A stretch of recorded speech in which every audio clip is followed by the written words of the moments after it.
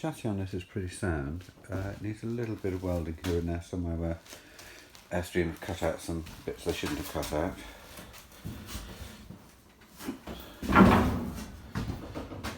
A little bit of rot at the back here. Need to cut that out and all that. That needs cutting out and re-welding. And underneath the back rail, looks like it could have an additional support in it. As long as that's cleaned off properly, rust treated, painted and welded, it should be absolutely fine. The underbelly at the back there, which is sagged, needs to be tacked up. We'll tack it up temporarily for transportation. We'll put some props in at the end of the chassis members here, so that the body doesn't move in transit. It will be trailered, not towed. It's not really suitable for towing.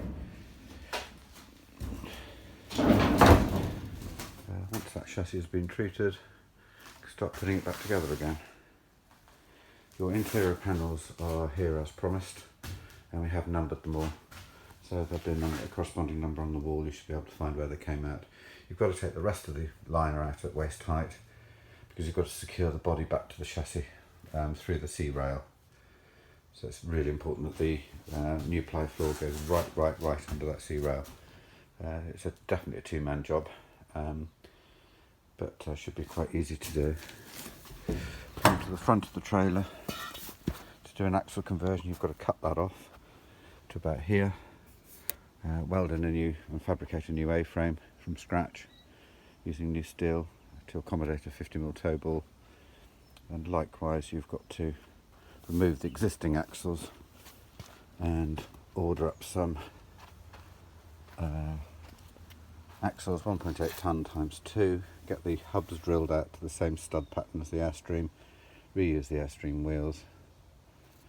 We've also got to put a couple of patches in here where the old water heaters came out, some aluminium, just patch over the top. Other than that, there's not masses to say. I'll see if I can find one that's actually already done so that you can see across the yard. Here, that's one where we've cut it off. Here, welded back in. It looks like we welded here. This has been here about 4 years. And put in the new towing dolly. Made the A-frame match. And likewise, I think we put Land Rover wheels on this. No, we didn't. And we put Airstreams. We drilled out the Airstreams originals, and that's the axle. If you look underneath, it has to be incredibly carefully measured. There is absolutely no leeway at all for getting an axle right or wrong. If it's wrong, it's scrap. So do measure again until you're absolutely certain you've got the right sized axle. I hope that helps.